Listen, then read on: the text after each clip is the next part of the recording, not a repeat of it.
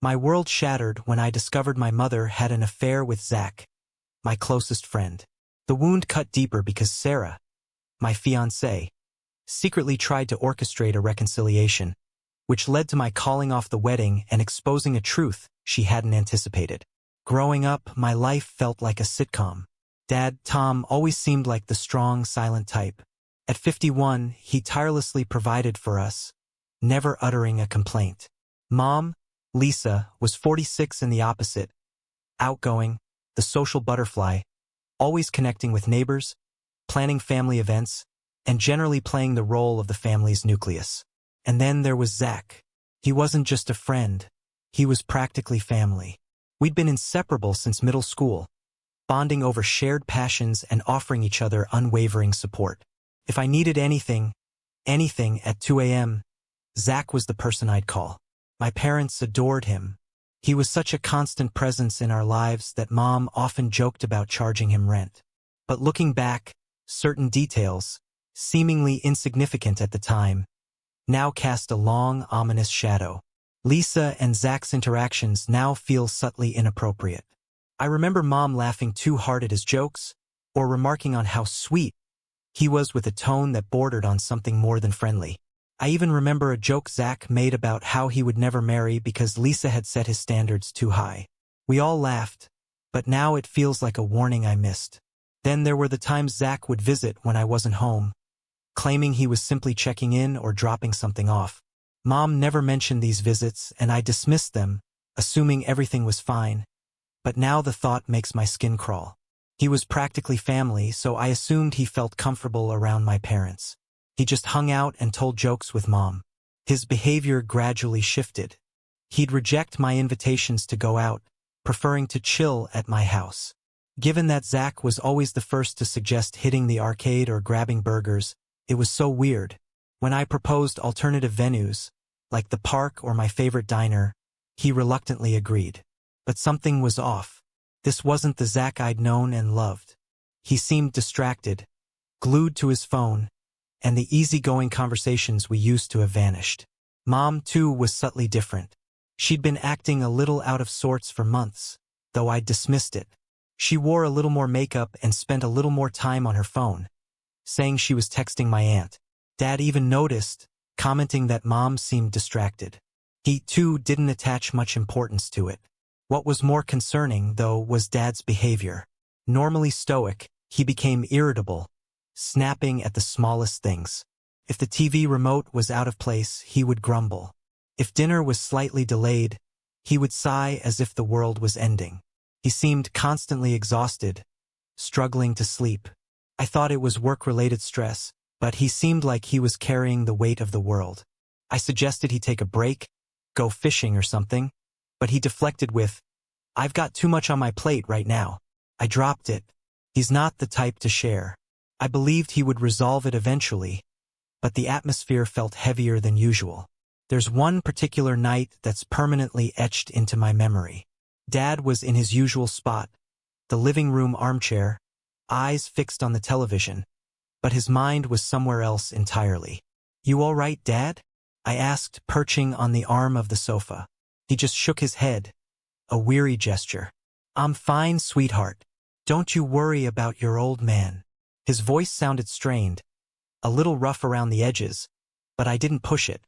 I regret that now. Around that time, Zach, too, began to distance himself. Our usual meetups became less frequent, and when we did manage to connect, he seemed preoccupied, distant. "Everything okay?" I'd ask, and he'd offer some vague explanation like, "Oh, just life stuff." It wasn't like him. Zach was usually the most light-hearted, easygoing person I knew, but I trusted him implicitly. Complete trust makes you blind, I guess. He was my best friend. Lisa was my mom. My dad was my anchor. The thought that something might be amiss between them didn't even cross my mind. Then came the evening Dad arrived home from work looking utterly defeated. He barely touched his dinner, a stark contrast to his usual appetite. That night, much later, I overheard my parents arguing. It wasn't a shouting match, but the air crackled with tension, even through the closed door. Dad said, his voice tight, "I know, Lisa. Don't lie to me. I couldn't hear Mom's reply. I froze, rooted to the spot. That was the moment. A cold, creeping realization that something profound was happening. I couldn't articulate it, couldn't pinpoint what it was, but it felt like a fissure, a hairline crack, had suddenly appeared in the bedrock of everything I believed to be true. Sleep was impossible. My mind raced, replaying every interaction, every nuance, every subtle shift in their behavior. Had I missed something? Had I been deliberately oblivious? Their argument wasn't like the small disagreements they occasionally had about chores or finances. This felt heavier, more significant.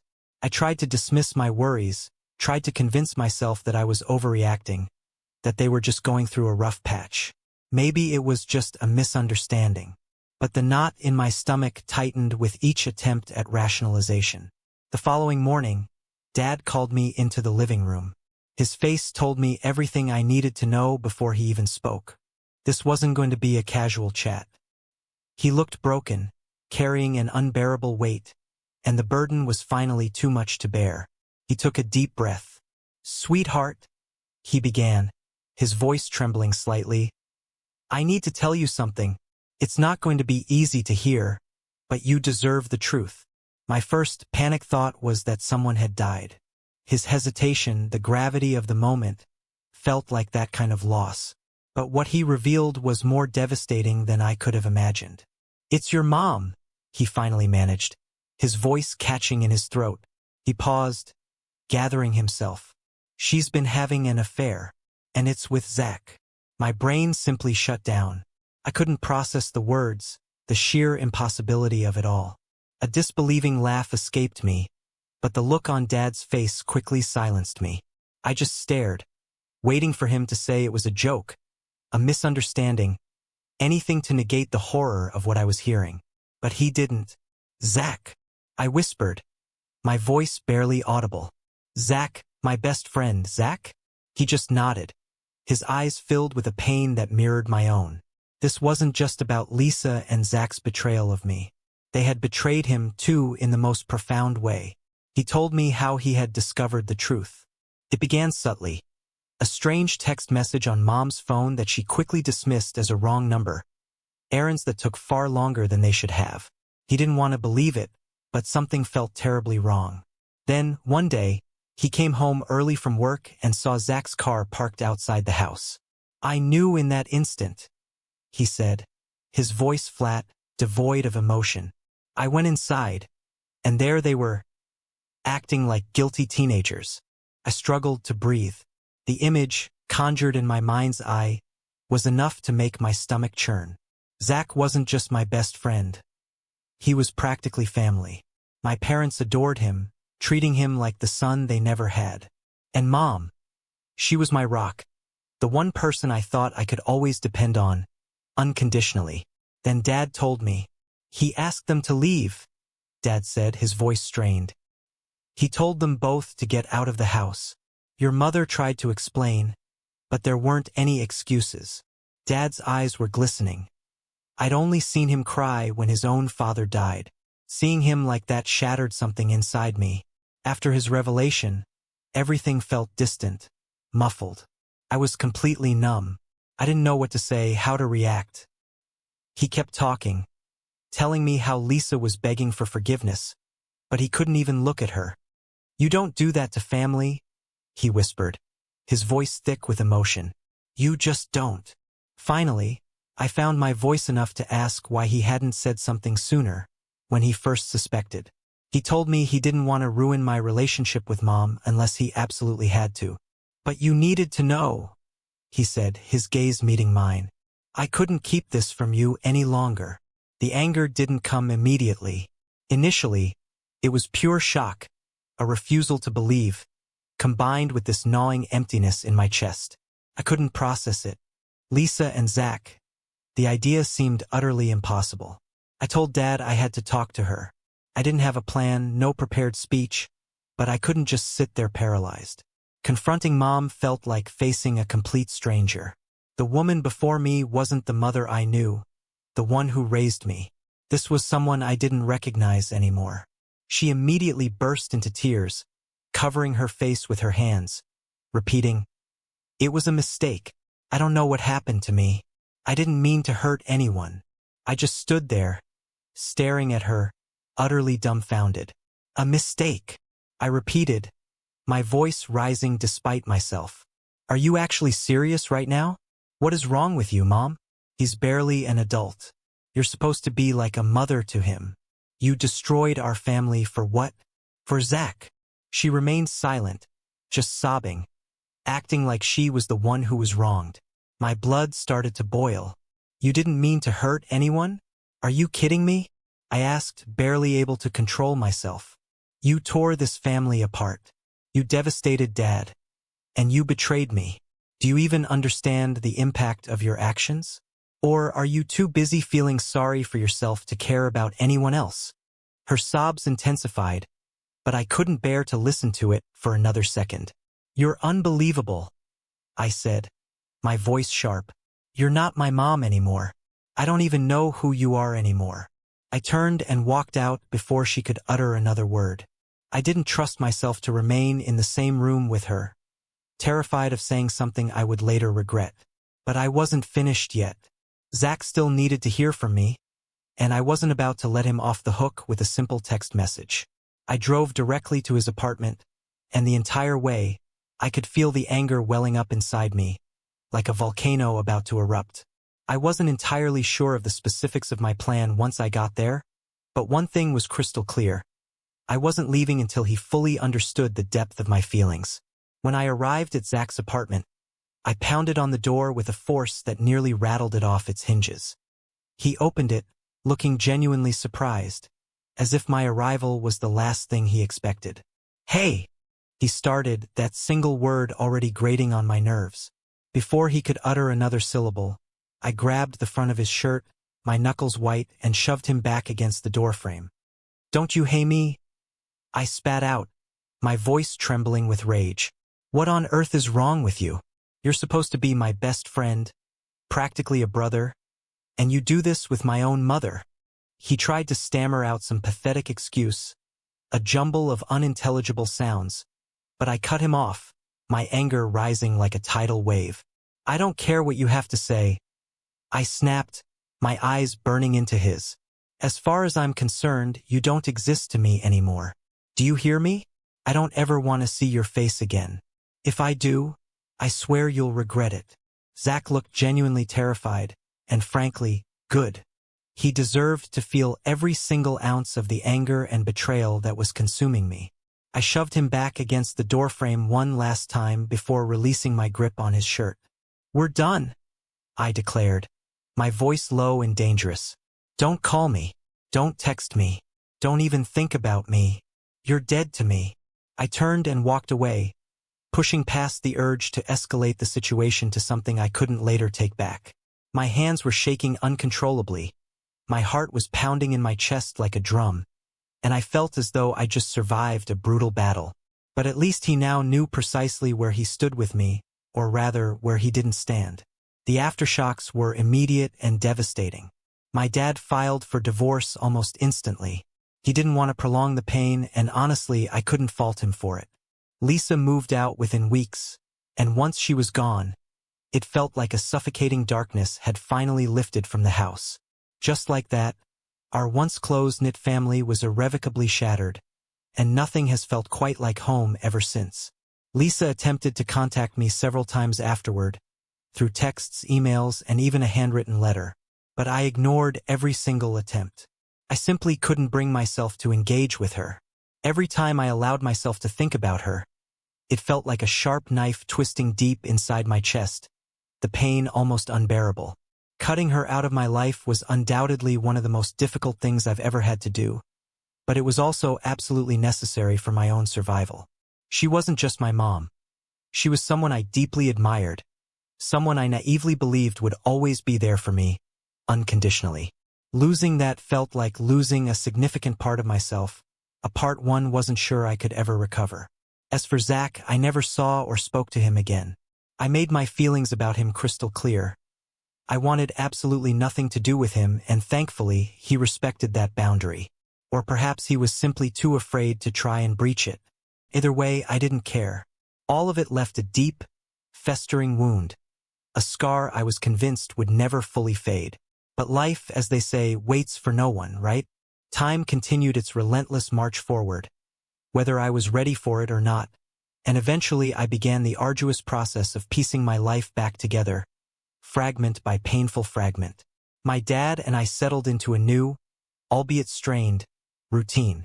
We weren't exactly close, but we shared a quiet, unspoken understanding, a sense that we were in the same storm-tossed boat, desperately paddling to stay afloat. He started taking up hobbies, spending hours working on restoring old cars in the garage, while I threw myself headfirst into my job. It was far easier to focus on spreadsheets and deadlines than to dwell on the overwhelming emotional wreckage that surrounded me. And that's when I met Ashley. Ashley and I crossed paths at a friend's barbecue approximately a year after the devastating fallout with Lisa and Zach. She was incredibly funny, remarkably smart, and possessed a rare gift for making everyone around her feel like they were the most important person in the room. We connected instantly. She wasn't intrusive, didn't pry into my past, and somehow just knew how to approach me, how to offer support without demanding explanations. With Ashley, it was different. She felt genuine. Dating her felt like finally surfacing for air after being underwater for too long. It was the first time in ages I genuinely felt happiness bubbling up inside me again. Things with Ashley were good. She was understanding, incredibly patient, and she never pressured me to hurry through my feelings. Slowly, I found myself trusting her enough to share the details of what happened with Mom and Zach. I remember telling her, bracing myself, and she was genuinely horrified. "How could anyone do that?" she asked, shaking her head in disbelief. "You didn't deserve any of that."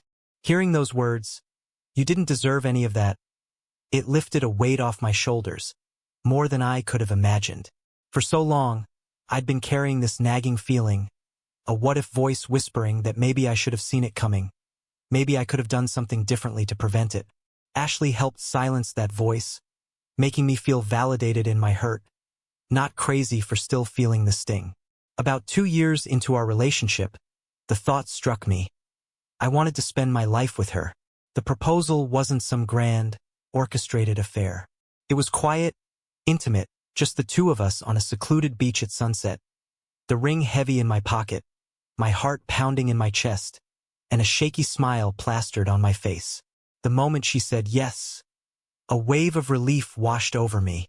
Maybe, just maybe, I could finally start to truly put the past behind me, truly heal. But, as life often reminds you, some ghosts refuse to stay buried.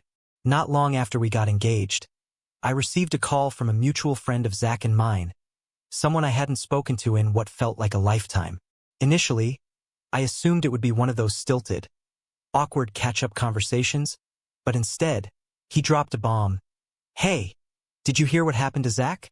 The mere mention of his name, after all this time, still left a bitter taste in my mouth. "No," I replied, my voice flat. "What about him?" "He got arrested," he said, like it was gossip. I blinked, thinking I must have misheard. "Arrested? For what?" "Robbery," he responded. Apparently, he tried to rob a convenience store with some buddies, and the whole thing went completely south. He's facing some serious time. My initial reaction surprised me. It wasn't sadness or shock. It was a dark, almost involuntary urge to laugh. Of course, Zach would find a way to completely implode his life even further. There was a grim, almost poetic justice to it. The guy who thought he could take whatever he wanted, consequences be damned, was now sitting in a jail cell. Karma had finally delivered its due, and if I was being honest with myself, it felt satisfying. I hung up the phone, the news replaying in my mind. Zach, the person who had once been my closest friend, was now wasting away in some grimy jail because of his own actions. Did I feel any sympathy for him? Not even a flicker. In fact, I felt a sense of justice, a strange sense of closure. This was the same person who had the gall to betray me, to betray my family, thinking he could get away with it scot-free. And now he was facing the consequences. Good. Let him sit there and stew in his own mistakes. let him realize how his choices had landed him exactly where he deserved to be. But the universe wasn't done with me yet. A few weeks later, another surprise landed in my inbox. An email, a long, rambling email from my mom. Yes, Lisa. Apparently, Zach's downfall had triggered some sort of epiphany in her. She wrote about how Zach had betrayed her trust too, how deeply sorry she was for everything that had happened, for all the pain she had caused. She claimed she wanted to make amends, to repair the damage she had inflicted on me and my dad, that she had learned her lesson and finally realized the extent of her actions. I stared at the email, my chest constricting with a mixture of anger and disbelief.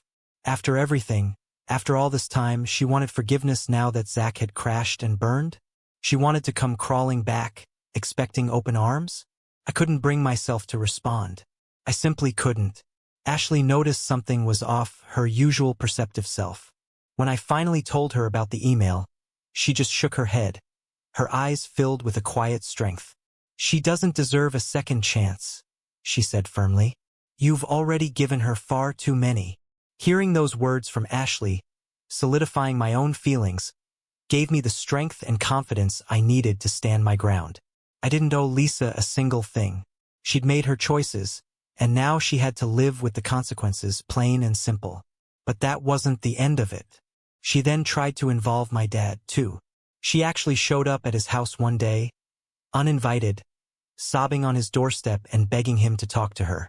He told her to leave and slammed the door. "Some people never change," he said to me later. After that whole episode, I made a firm decision to move on. Zach was completely out of my life. Lisa was completely out of my life, and for what felt like the first time ever, I was finally in control of my own life. I had Ashley by my side, and our engagement felt like a real new beginning, like a fresh start. It seemed like everything was finally going in the right direction. Or so I thought. Ashley always had this way of seeing the best in people, even when it was hard to find. She believed in second chances and forgiveness, and all of those feel-good sentiments. And while I loved her dearly for her kind heart, there were times when her views clashed with mine, especially when it involved my mom. I had made it absolutely clear to Ashley that Lisa was not welcome in my life, no matter how many emails she sent or how many fake apologies she tried to offer. Ashley seemed to understand and even reassured me that my feelings and actions were understandable. Then one evening, Ashley casually mentioned that we had plans for dinner with some of her coworkers. She said it was just a casual thing, nothing fancy, just a chance for me to meet some of the people she worked with. I didn't think twice about it. Ashley's friends were always nice, and it sounded like a good break from our regular routine. The restaurant was this cozy little Italian place. We arrived a little early, and I noticed that Ashley seemed a bit on edge, checking her phone more than usual. I just assumed it was work stress or something and didn't really question it. She led me to a table tucked away in the back, and as soon as I rounded the corner, I froze, my entire world stopping in that moment. Sitting there, looking nervous and trying way too hard to smile, was Lisa. My brain struggled to process what I was seeing. This wasn't just a casual coworker dinner. It was a setup, a planned ambush. Ashley had invited my mom. "What is this?" I asked, my voice sharp enough to cut through the awkward silence in the air. Lisa started to say something, but I shot her a glare that quickly shut her down. I turned to Ashley, who was fidgeting with her hands and avoiding my gaze. "Seriously, Ashley? You thought this was a good idea?" I thought maybe if you talked to her, you could work things out. After all, she's your mom, and she seems really sorry." "She seems sorry?" I interrupted, my voice getting louder. "You have no idea what she did, Ashley. You have no idea what it was like to have my entire family torn apart because of her actions." Lisa tried to interject. "I just want to—" "Don't," I snapped, pointing directly at her. "You've done enough damage. You don't get to just waltz back into my life because you're suddenly feeling guilty." People at the tables around us were starting to stare, but I honestly didn't care. I turned back to Ashley, who looked like she was on the verge of tears. "You went behind my back," I said, my voice quieter now, but no less filled with anger. "You had no right to do this." "I was just trying to help," she whispered. Help, I repeated, my disbelief turning into complete anger. You didn't help, Ashley. You just completely broke my trust in you. I threw a few bills onto the table to cover whatever had been ordered and walked out of the restaurant. I heard Ashley calling after me, but I didn't stop. My hands were shaking as I got into my car and drove away. Later that night, Ashley came home and tried to explain her actions. She said she'd been in contact with Lisa for a while and that she thought that if we just talked, I would finally see that my mom had changed. Changed? The question escaped with a harsh, humorless laugh. Does anyone truly believe that a person capable of dismantling their own family just transforms? Did she maybe offer you a solemn vow of future good behavior? Pinky swear not to betray anyone else in her life. Ashley's response was a gentle, almost soothing, "She's your mom," as if that single fact negated everything else. Her voice trembled slightly, like she was attempting to placate a frightened animal. My patience snapped. Exactly was my mom. I retorted, the emphasis deliberate. She deliberately chose to destroy that connection. That's not a decision you get to make for me. I need you to understand. Do you even get why I shared all the painful details about my family with you in the first place? Ashley merely stood there, a mixture of confusion and defensiveness clouding her features. I told you all of it, every single act of betrayal, every agonizing moment, every boundary I had to meticulously establish, because I trusted you. I trusted you to understand and respect what I needed to heal. And you decided that trust meant nothing and crossed the line without even a word. Her eyes welled with tears, but I couldn't stop, wouldn't allow myself to. Why? What possible justification did you have? What part of my story gave you the impression that this was in any way a good idea? I genuinely thought it was for the best, she stammered, her voice thick with emotion, close to breaking. For us, for our future together. I was convinced that establishing a connection with your mom, your family, would ultimately be beneficial, especially when we eventually have children. Surely they deserve to know their grandparents. The casual mention of children struck me with the force of a physical blow, and my jaw tightened involuntarily. So, this is your idea of building a future? I demanded, my voice sharpened to an edge. By completely disregarding my boundaries? By secretly interfering and attempting to fix things that are not yours to fix? Can you even hear yourself? Ashley's sobs intensified, and for a fleeting, treacherous second, I felt a pang of guilt gnaw at me. But then, the image of Lisa surfaced in my mind. Lisa, casually sitting at a table, offering a nervous smile, as if she hadn't shattered every single thing I valued. My anger surged back, hot and overwhelming. I never intended to hurt you, Ashley managed through her sobs. I honestly believed I was helping. I thought you would see that she's remorseful and maybe, just maybe, you could finally move forward. Move on? Did she seriously think that forgiveness was some kind of switch I could effortlessly flip on because she craved a picture-perfect family image? I shook my head, disbelief swirling through me. You're missing the entire point. It has nothing to do with moving on, it's about respect. You knew what Lisa did to me. You knew how profoundly it hurt, how deeply it still hurts. And instead of offering your support, you made the arrogant decision that you knew better than I did. I was just trying to help, she repeated, her voice small and pleading, like a child caught doing something wrong. I simply stared at her for what felt like an eternity, my mind racing, reeling. This is the person I was about to marry, the person who genuinely believed that it was acceptable to make monumental decisions that impacted my life without so much as a cursory conversation. The magnitude of the realization crashed down on me. I can't envision building a life with someone who doesn't respect me enough to stay out of areas I've made explicitly off-limits, I said, my voice now subdued yet firm. Ashley, this isn't solely about Lisa anymore. It's about us. How can I ever truly trust you after this? How am I supposed to quell the fear that you won't repeat this pattern in the future, justifying it with some misguided notion of the greater good? She shook her head, her face streaked with tears, a testament to the depth of her distress. I won't. I promise you. I genuinely didn't want to cause you pain. But you did. I interrupted, the words heavy with finality. And that's the core of the problem. You didn't even stop to consider the potential impact this would have on me. You were so fixated on your own perception of what was right. She made a tentative move to reach for my hand, but I instinctively pulled away, creating a physical and emotional distance. I can't do this, I said, the words heavy with a weariness I hadn't known I possessed. I can't live with the constant anxiety, always second-guessing, always wondering if, the next time something feels wrong, you'll decide to secretly fix it. Her sobs intensified, filling the silence between us, but at that moment, I knew with absolute certainty that there was no possibility of reconciliation. In the days that followed, a palpable chill descended between us. Conversations became sparse, strained, and agonizingly awkward. Finally, I reached a breaking point. The tension, the unspoken accusations, were suffocating, and I knew I couldn't endure it any longer. The words caught in my throat as I told Ashley the wedding was off. The dam broke immediately.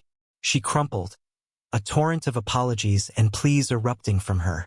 I was just trying to help, she kept repeating, as if those words alone could mend the gaping chasm that had opened between us. But they didn't. All I could feel was this icy disappointment. You didn't trust me, I said, the words flat and devoid of emotion. You didn't trust me to navigate my own life, my own problems. How can I possibly marry someone who believes they inherently know better than I do what's best for me? She sobbed, but I remained resolute. Deep down, I knew this was the only path forward. Calling off the engagement felt like ripping a part of myself away. I did love Ashley, but love, I was learning, wasn't a shield against everything. It certainly couldn't survive without trust as its foundation. And after the turmoil I'd endured with Lisa and Zach, I simply couldn't subject myself to the potential of further betrayal. A week crawled by as Ashley packed. The silence was deafening. On the day she left, she made a final, desperate attempt to sway me, but I stood firm. Once again, I was alone. The hollowness was undeniable, but woven within it was a strange, almost unwelcome sense of liberation. I had, once again, removed someone who thought they had the right to orchestrate my life without considering the ramifications for me. The following days were a blur of her persistent attempts to reconnect. A relentless stream of texts, voicemails, even uninvited appearances at my doorstep. Each time I held my ground. I refused to allow her to sweet-talk me back into something my gut screamed was wrong. One text in particular burrowed its way under my skin. You're letting your past dictate your future. This isn't just about Lisa. It's about us.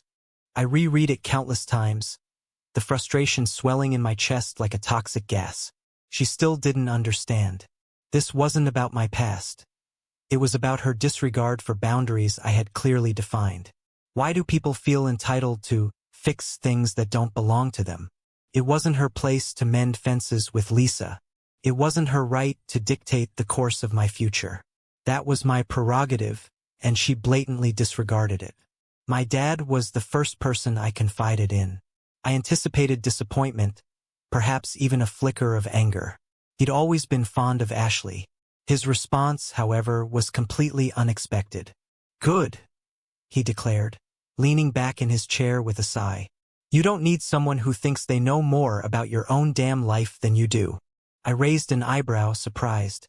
You're not going to tell me I'm overreacting? Being too unforgiving? Nope, he stated simply. Honey, you've weathered enough storms. You deserve someone who listens, who respects your feelings, not someone who thinks they're somehow immune to the pain you've experienced. And he was right.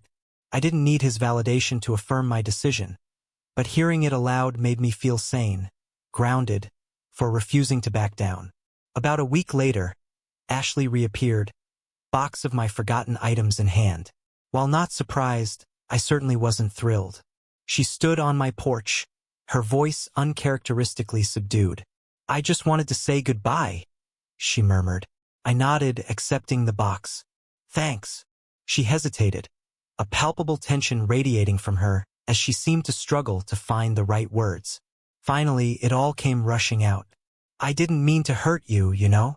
I stared at her, my face carefully blank. I know, I replied tonelessly, unwilling to engage in another futile argument or prolong this agonizing farewell. She wrung her hands, her voice barely audible. I thought I was doing the right thing. I thought someday you'd understand, maybe even be grateful.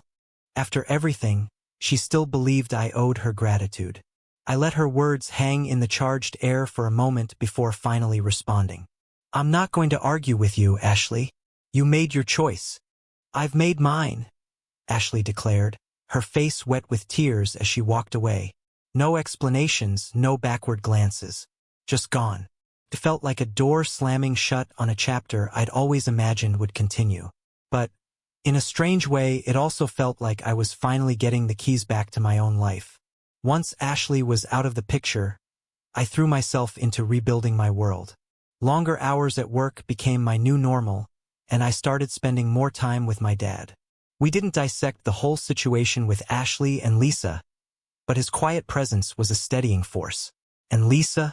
She definitely didn't disappear quietly. The emails kept coming, the phone rang a few times, and she even tried to show up at my dad's house again. He turned her away without hesitation, and I systematically blocked her on every platform I could think of. Then one day, Dad found a letter in his mailbox. Do you want to read it, or should I just toss it? He asked, holding it out to me. I looked at that envelope, that handwriting, and a wave of exhaustion washed over me. Burn it, I said simply. A grin spread across his face. Thought you'd say that. We didn't talk about Lisa much after that. She was a ghost, a shared history we both refused to acknowledge. Now, sitting here, writing this, I realize that with Ashley gone and Lisa finally silenced, there's an odd emptiness that lingers. I have my dad, my work keeps me busy, and I still spend time with a few close friends, but sometimes it feels like I'm adrift. It's not exactly loneliness. It's more like being untethered. For so long, my life was consumed by cleaning up Lisa's messes and then by building this future with Ashley. Now, those anchors are gone, and I'm left wondering, okay, so what's next? Where do I even want to go? But one thing I know for sure, I'm done settling. I'm no longer going to allow people into my life who think they can fix me or decide what's best for me. I'm not anyone's project. I know my worth, and I'm determined to live accordingly. The scars Lisa and, yes, even Zach, left behind, they're still there, faint reminders of past hurts. But they don't define me anymore. They're just evidence of how far I've come and what I've survived. But sometimes I wonder, am I being too extreme? Did I go overboard with cutting people out of my life so decisively? Or am I justified in setting these firm boundaries? Is this self-preservation? Or am I just isolating myself? I can't help but question the path that I've taken.